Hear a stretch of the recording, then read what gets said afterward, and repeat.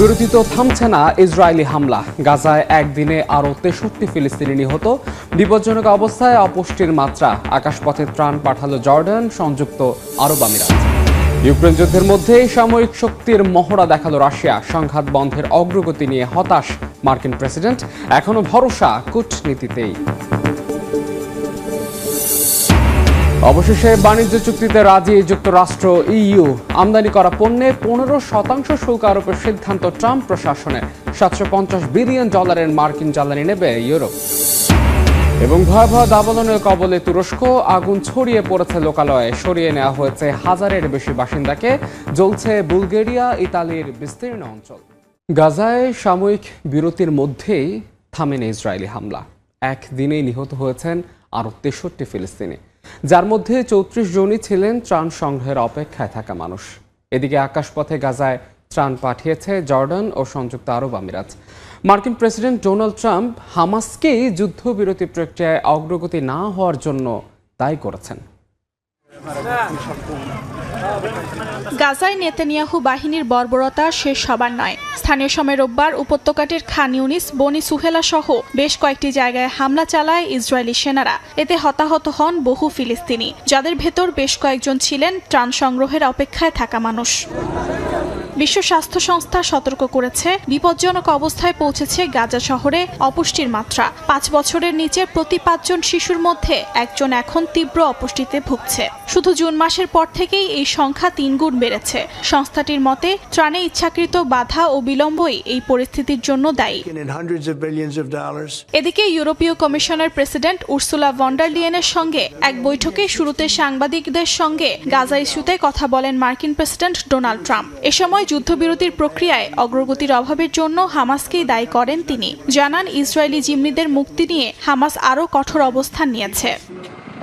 এদিকে গাজায় আকাশপথে ত্রাণ পাঠিয়েছে জর্ডান ও সংযুক্ত আরব আমিরাত। রোববার 3 দফা এয়ার ড্রপে 25 টন খাদ্য ও চিকিৎসা সহায়তা পাঠানো হয় বলে জানায় জর্ডানের সেনাবাহিনী। এই দিন হামাস নেতা খলিল আল হায়া এক বিবৃতিতে বলেন, অবরোধ ও অনাহার চলতে থাকলে ইসরায়েলের সঙ্গে যুদ্ধবিরতির আলোচনা অর্থহীন। রাশিয়া ইউক্রেন যুদ্ধ নিয়ে ক্রমেই ধৈর্য হারাচ্ছেন মার্কিন প্রেসিডেন্ট ডোনাল্ড ট্রাম্প। এমন মন্তব্য করেছেন মার্কিন পররাষ্ট্রমন্ত্রী মার্কো রুবিও। ফক্স নিউজকে দেয়া এক সাক্ষাৎকারে মার্কো রুবিও বলছেন, এখনও শান্তির আশায় কূটনীতি চালিয়ে যাচ্ছেন ট্রাম্প। এদিকে ট্রাম্পের হুঁশিয়ারি যুদ্ধ দীর্ঘায়িত করতে পারে বলে মন্তব্য করেছেন ক্রেমলিন মুখপাত্র দিমিত্রি পেসকভ। রাশিয়া ইউক্রেন যুদ্ধ নিয়ে মার্কিন প্রেসিডেন্ট ডোনাল্ড ট্রাম্পের মন্তব্য তুলে ধরেছেন যুক্তরাষ্ট্রের পররাষ্ট্রমন্ত্রী মার্কো রুবিও। শান্তি ফিরিয়ে আনার চেষ্টায় তিনি যে সরব তা জানান রুবিও। ফক্স নিউজকে দেয়া এক সাক্ষাৎকারে মার্কিন পররাষ্ট্রমন্ত্রী বলেন, ভ্লাদিমির পুতিনের সঙ্গে বেশ কিছু ভালো আলোচনা হলেও এর কোনো অগ্রগতি নেই। এমন অবস্থায় ক্রমেই হতাশ হচ্ছেন ট্রাম্প। ট্রাম্প তার পক্ষ থেকে সবকিছু করেছেন উল্লেখ করে রুবিও বলেন, তবে রাশিয়ার প্রতিক্রিয়া শুধুই সময়ক্ষেপণ। এই পরিস্থিতিতে যুদ্ধবিরতির জন্য মস্কোকে 50 দিনের সময়সীমা দেয়া হয়েছে। তা না হলে রাশিয়ান তেল কিনছে এমন দেশগুলোকে শতভাগ শাস্তিমূলক শুল্কের মুখোমুখি হতে হবে বলে হুঁশিয়ারি এসেছে হোয়াইট হাউস থেকে। তবে এই হুমকি যুদ্ধ দীর্ঘায়িত করতে পারে বলে মন্তব্য করেছেন ক্রেমলিন মুখপাত্র দিমিত্রি পেসকভ। তিনি বলেন, এভাবে চাপ দিলে কিয়েভ যুদ্ধ চালিয়ে যাওয়ার বার্তা পাবে, শান্তির নয়। একই সঙ্গে যুক্তরাষ্ট্রের সঙ্গে সংলাপ চালিয়ে যাওয়ার আগ্রহ পুনর্ব্যক্ত করেন পেসকভ। চলতি সপ্তাহে তুরস্কের ইস্তাম্বুলে অনুষ্ঠিত রাশিয়া ইউক্রেন 3য় দফার আলোচনায় আংশিক যুদ্ধবিরতির প্রস্তাব দেয় মস্কো, যাতে আহত ও নিহতদের ফিরিয়ে আনা সম্ভব হয়। পাশাপাশি বন্দি বিনিময় ও মৃতদেহ ফেরতের প্রস্তাবও এসেছে ক্রেমলিনের পক্ষ থেকে। অবশেষে বাণিজ্য চুক্তিতে রাজি হয়েছে যুক্তরাষ্ট্র, ইইউ। ইউরোপীয় কমিশনের প্রেসিডেন্টের সঙ্গে বৈঠকের পর ট্রাম্প বিষয়টি নিশ্চিত করেন। তিনি জানান, ইউরোপ থেকে আমদানিকৃত পণ্যে 15% হারে শুল্ক আরোপ করা হবে।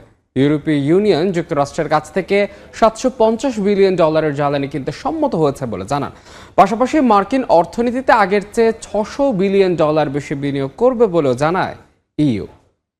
No, the August 1st is there for everyone. স্থানীয় সময় রোববার স্কটল্যান্ডের টার্নবেরিতে গলফ রিসোর্টে মার্কিন প্রেসিডেন্ট ডোনাল্ড ট্রাম্পের সঙ্গে বৈঠকে বসেন ইউরোপীয় কমিশনের president Ursula von der Leyen. বৈঠকে যুক্তরাষ্ট্র ও ইইউ একটি নতুন বাণিজ্য চুক্তিতে সম্মত হয়। ঘোষণা আসে যুক্তরাষ্ট্রে আমদানি হওয়া সব ইউরোপীয় পণ্যের ওপর 15% হারে একক শুল্ক আরোপ করা হবে। I'm not saying anything that nobody. রুদ্ধদ্বার আলোচনার পর মার্কিন প্রেসিডেন্ট জানান ইউরোপীয় ইউনিয়ন যুক্তরাষ্ট্র থেকে $750 বিলিয়ন জ্বালানি কিনতে সক্ষম হয়েছে। পাশাপাশি মার্কিন অর্থনীতিতে আগের চেয়ে $600 বিলিয়ন বেশি বিনিয়োগ করবে বলেও জানায় ইইউ। ট্রাম্প আরও বলেন মূল বিষয়টা হচ্ছে ন্যায্যতা নিয়ে, তবে কিভাবে এই অঙ্গীকার বাস্তবায়িত হবে, কত সময়ের মধ্যে হবে তা পরিষ্কার নয়।